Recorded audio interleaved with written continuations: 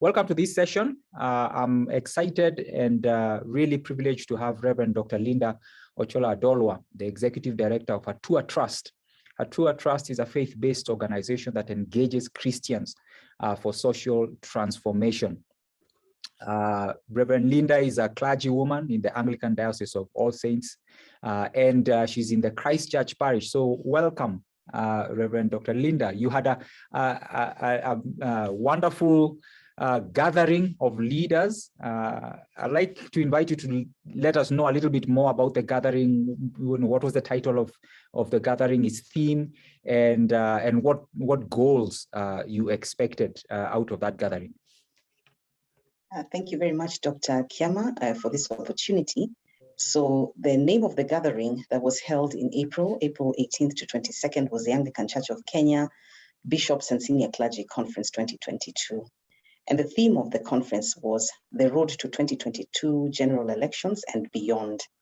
And in that gathering, we had 34 bishops in total from the Anglican Church of Kenya, 400 or so clergymen, and about 50 or so clergy women of the Anglican Church of Kenya, senior clergy, if I may put it that way, from all of the 47 counties of the Republic of Kenya. We gathered at the All Africa Conference of Churches.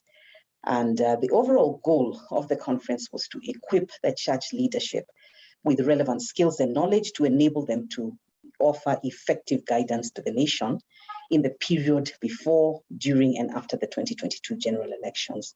So that was the purpose. And with a bit more detail, we were trying to build consensus in terms of whatever issues of concern were there to secure a peaceful election. We wanted to come up with some strategies for action to make sure that the election is peaceful and fair and free and credible. And we also wanted to speak with one voice. I think that was important, the church to speak with one voice around this, which is typically quite a divisive affair across the nation. Thank you. Thank you so much. I think one of the things that we see in our media and in our interactions with one another is that the church isn't doing anything, or whatever it is doing is not enough. So this is, in my view, a very commendable initiative that bringing together such senior leaders, albeit in one denomination, but at least speaking with one voice, which is one of the major denominations in this country. So again, to just commend your work with Hatua Trust and all those, there's a whole team of people that I was able to see who are involved in that. So, but how did the idea come about? Every big event and every major move in this sort of way has some sort of inspiration or a story behind. What's the story behind this one? At a personal level, the motivation for me came about from two things. Number one, a theological course that I took as a student on Old Testament theology through the theme of justice. Just being exposed to lots of passages that helped me understand God as a God of justice, and also helped me begin at that early stage, around 2004, on the public implications of faith. But the second motivation was that in 2007, 2008, Kenya had a disputed election. About 1,000 plus people lost their lives. About 600,000 Kenyans were displaced, with a lot of loss of property. And that became the catalytic moment for me. I could not go back to business as usual. I really began to struggle and to ask myself, how is it that a country that had had 100 years of Christian nation could have this kind of political meltdown? Was there no recourse that the church had in terms of engagement, political engagement?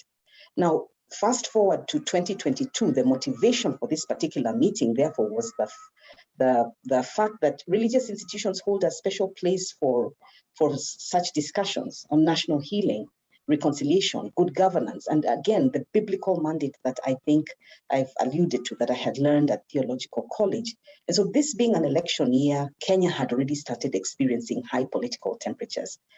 Last year, 2021, there were some by-elections that were marred by violence. And so we were able to understand that elections are an inflection point of some sort. And so we wanted to mobilize the church, equip the church and its leadership in particular to deal with these things, the emerging governance issues, all sorts of conflicts, all sorts of economic challenges, Lately, we've had, some crises, human rights crises, including the discovery of bodies in one or two rivers and that sort of thing. And we just wanted the church to, in a sense, step into its place and essentially proclaim the kingdom of God in the society. Yeah, thank you. Thank you for sharing that.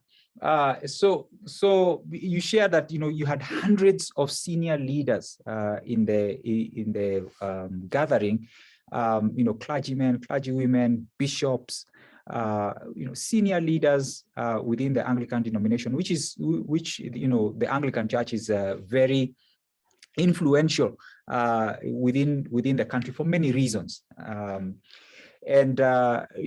In putting this together, what would you say was achieved in your gathering? Yeah, thank you. I think a number of things were achieved. I think some we will only know as time goes on. But at the end of the gathering, the bishops and senior clergy issued a nationwide press statement in the mainstream media. And in it, they provided statements on quite a number of key issues of concern. Some of those were, the call for a free and fair general election. Some of the other things were the rising cost of living at this time. And you've alluded, Dr. Kiama, to that sense that people have, that there is a dichotomy between their issues and the things that they are concerned about on a daily basis and what the church is preaching. And so these are the things the leaders touched on. There were also concerns about the insecurity that has been rampant in certain parts of the country. There's been a lot of loss of life, particularly in the northern frontier, if I may use that terminology, and also declining national values. So this dissemination of the conference output, this was able to reach about 2 million Kenyans across the country. And of course, a broader audience was reached through live coverage of the proceedings, social media messaging on the official platforms of the Anglican Church of Kenya and her Tua Trust. We have videos on YouTube and so forth. There was a great interaction with government officials, panel discussions with government officials who came and addressed the gathering. Another important takeout or achievement was all of the religious leaders in attendance received civic education resources for providing the knowledge that could help inform their leadership and the leadership they offer to their local congregations. You've talked about the influence of the Anglican Church. It has about a following of 4 million Kenyans. Not a huge amount, but when you think that you've got a population of 47 million and that in order for you to actually move an innovation through a population, you're looking for a tipping point of about 10% of people to really begin to think about things a certain way or to accept an innovation. So it's significant in that sense that was the reach of these leaders. And so we resourced them to educate their congregations. And in addition to that, gave 500 copies of the Kenya Constitution, both in English and Swahili, and also 500 copies of what the electoral process is like. And this was captured in a booklet that we had partnered with another organization to produce. In terms of concrete resolutions, the Anglican Church of Kenya, through those religious leaders, was able to give a pledge to the Republic of Kenya as religious leaders on their conduct during this election period. Specifically, one of those commitments was that the church must remain neutral. The church must remain neutral at times like these and independent, except in matters of truth and justice. I think when a country, is beginning to become polarized, certain institutions serve as, let me call it a bastion of hope.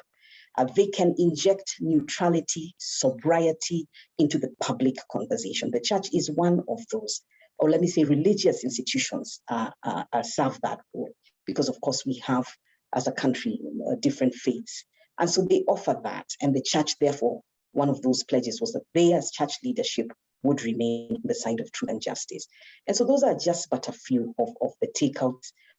We reflected also on some things like electoral justice going beyond just winning and losing, being able to have that mindset that there is an election, but there is more. There are other things like human rights violations and so forth, which the church must pay attention to at a time like this. Thank you for that. So in terms of those takeouts, these are impressive takeouts. and they represent concrete action, in terms of, policy, in terms of engaging policy, policy makers or policy movers. They are concrete documents that can then be accessed. So a quick question, are any of these available, for example, on websites or in places where the public in Kenya or even beyond, because there are other countries also that have gone through elections or are going through elections sometime soon? Are any of these available? Yes, indeed, these are available. I will be able to share the YouTube links for the panel discussion with government officials. I'm happy to share the YouTube links for the panel discussion with lots of civil society organizations that were present. I beg pardon for not mentioning that. We had the Kenya Human Rights Commission. We had Amnesty International come and speak to the religious leaders.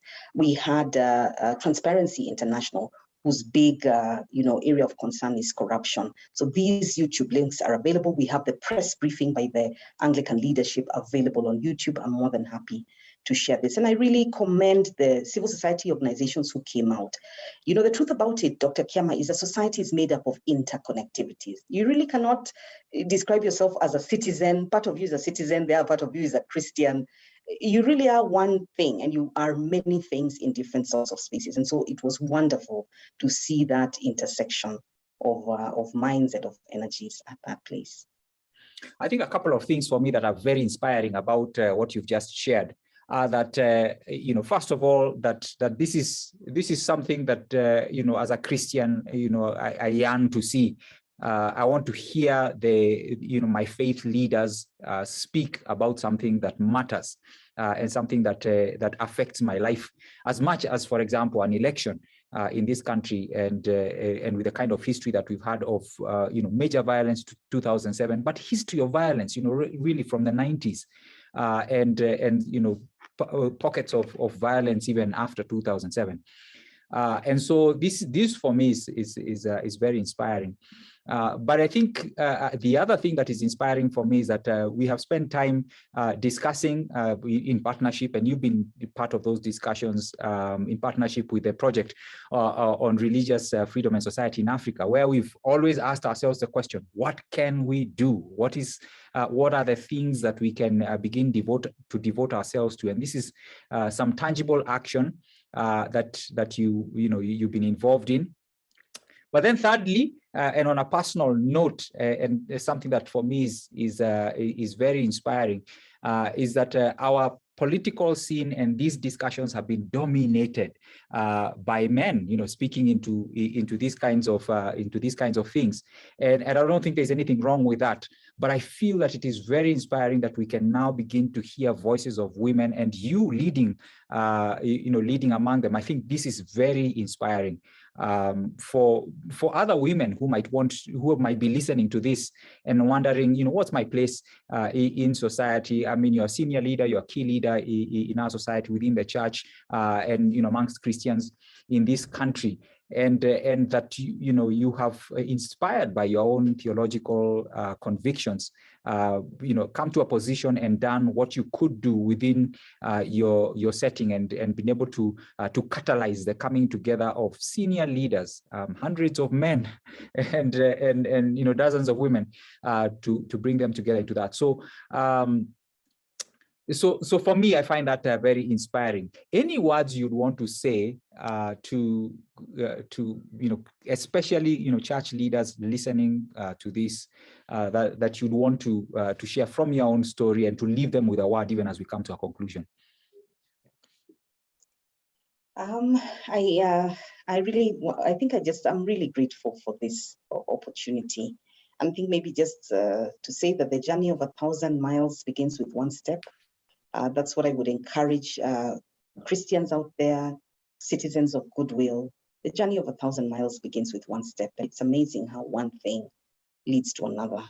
In terms of a message or a takeout, I think I just want to maybe quote Dr. Samuel Kobia, who spoke at that conference. And he happens to be, I think at this point, the chairman of the National Cohesion and Integration Commission. But he had some interesting things, because he himself is a theologian of many years. And so he had some interesting things to say. He talked about cities of refuge, which is a really powerful picture from the Old Testament. That in the ancient Near Eastern times, you had the cities of refuge where people could flee, even if an injustice had been committed, even by themselves. And that would break that cycle of violence. And he talked about how the church must be like that the church must be a place of dispensing justice and mercy, and that these cities of refuge break the cycle of violence and become a place of settlement, peaceful settlement for both the victim and the assailant. I think for me at this juncture, I appreciate that historically a nation like Kenya has had its own ins and outs, ups and downs. Different communities have their own grievances. But what I love is that the church has the opportunity, like it says in Ephesians chapter 4, that Christ has made the two one. That passage actually makes references to the Jew and the Greek, but it says that Christ has broken the dividing wall and he has made the two one. And this is my own conviction that somehow, the inconsistencies and pains of society find their resolution at the cross and in the finished work of Jesus Christ. I'm hopeful. The church itself is not a perfect institution, but we have the opportunity to put on, as Dr. Kobia said, the shoes of the gospel of peace and run and bear the good news, really good news, in times of social transition, which is what an election is, and also social upheaval. Thank you. Thank you so much, Reverend Dr. Linda. I think in my view, I share the same conviction. And again, like I said before, I'm very inspired and really would like to commend you for the work that you've been doing and in your corner of the vineyard to actualize that hope that we find at the cross as members of the body of Christ, as Christians. Thank you so much.